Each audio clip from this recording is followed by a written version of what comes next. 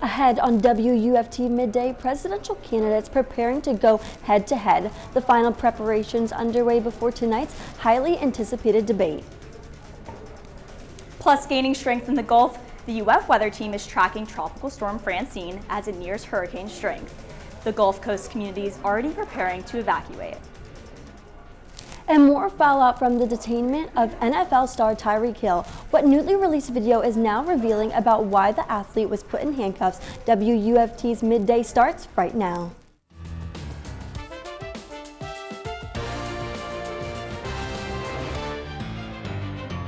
You're watching WUFT Midday. Tonight, Vice President Harris and former President Trump will take center stage in the Philadelphia in what will likely be the only time they will debate ahead of November's election. And this is WUFT's Midday. I'm Hayli Balgobin. And I'm Jessica Nitti. As Bree Jackson reports, the candidates are expected to spar over issues ranging from the economy to foreign affairs.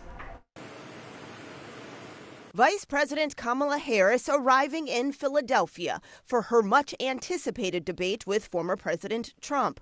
Both candidates seeking to shore up support with voters. We're going to defeat Comrade Kamala Harris, and we are going to win the White House. It's time to turn the page on the divisiveness.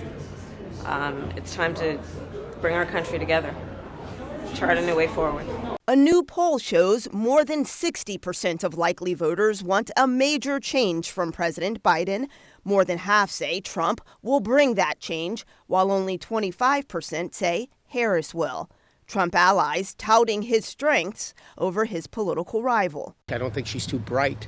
I think Donald will do well. He'll talk about his policies and the results of those policies. Those backing Harris warn of the dangers of a second Trump presidency and say her policies will move the country forward. I do believe Kamala Harris is going to prevail on that, but we can't forget that Trump has an appeal in Pennsylvania, and we need to make sure we show up everywhere. The race remains tight.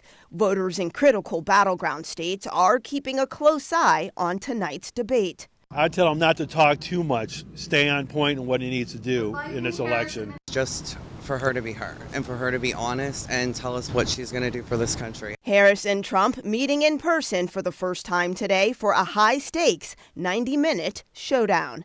In Washington, Bree Jackson, NBC News. Both Republicans and Democrats in Florida have planned debate watch parties across the state. In a press release, Florida Dems announced parties happening in nearly 30 counties tonight, including one happening here in Alachua County.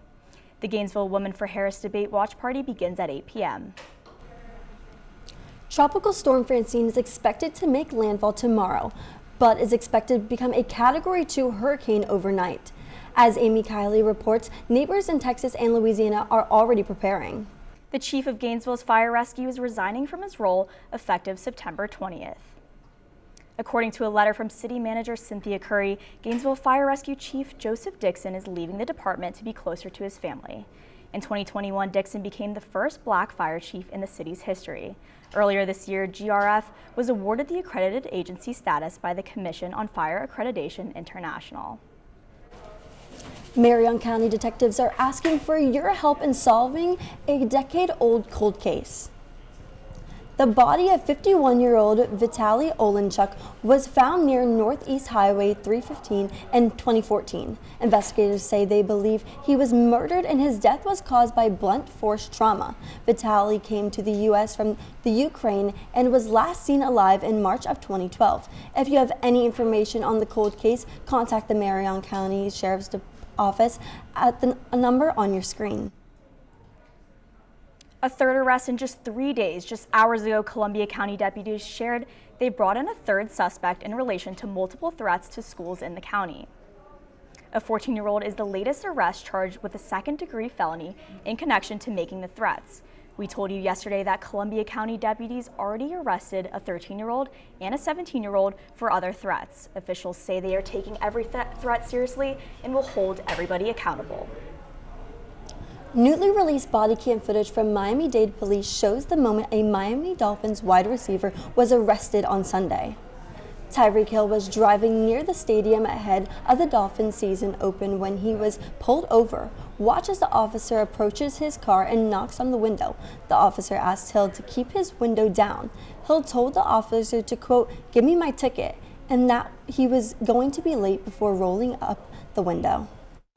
It just all happened so fast, and I really couldn't gather everything that was happening. So it was crazy, and me being a father, me being a husband and all that, man.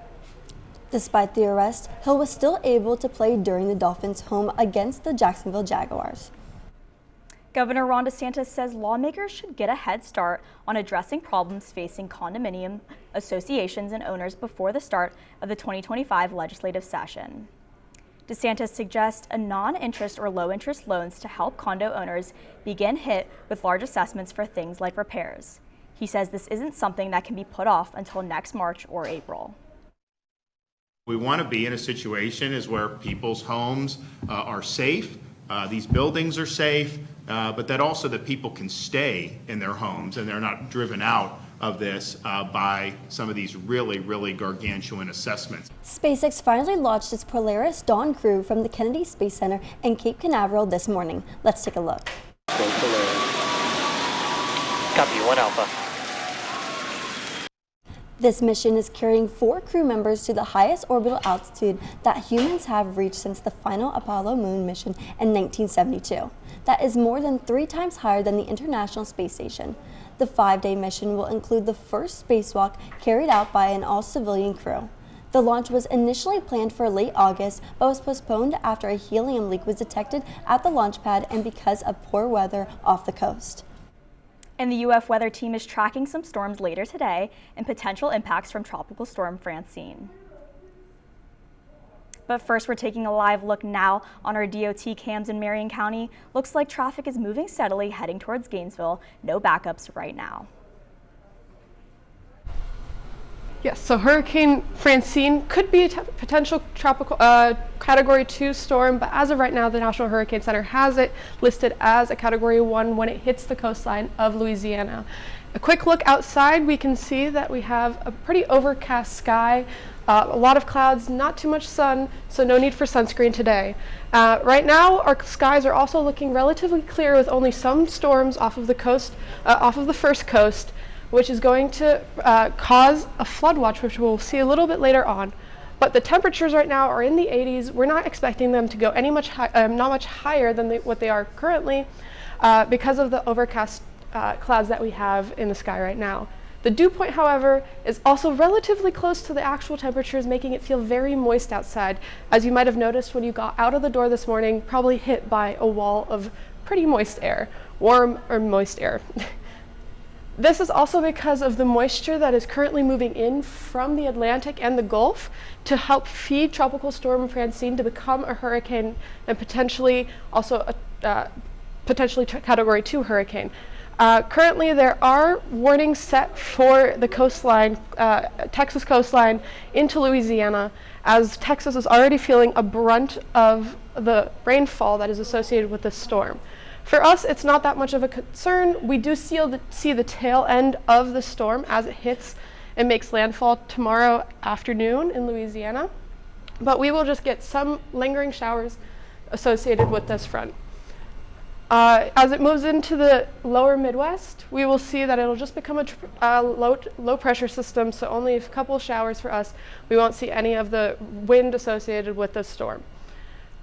As I mentioned earlier, there is a flood watch issued for parts of the North Coast and First Coast, and the flash flood risk for tomorrow as it hits the coast covers our area as well, including Gainesville. So make sure that you keep an eye out for how much rain is going to fall tomorrow. A quick look at our 7-day forecast. We see that the temperatures are staying in the 80s, heading into the 90s later on in the week, with less rain chances as we go on. 2 major tech companies are out billions of dollars today after being fined by the European Union's top court. Apple lost its fight to dodge a $14.4 billion tax bill. The ruling against Apple upheld a 2016 decision which was found that Ireland granted Apple, quote, illegal tax benefits worth $14 billion. The European Commission says Apple has been benefiting from the benefits for nearly 2 decades. Separately, an appeal was dismissed from Google and its parent company, Alphabet, against a $3.1 billion fine from 2017. Google was fined for abusing its dominant position in online search by favoring its own price comparison shopping service over its competitors.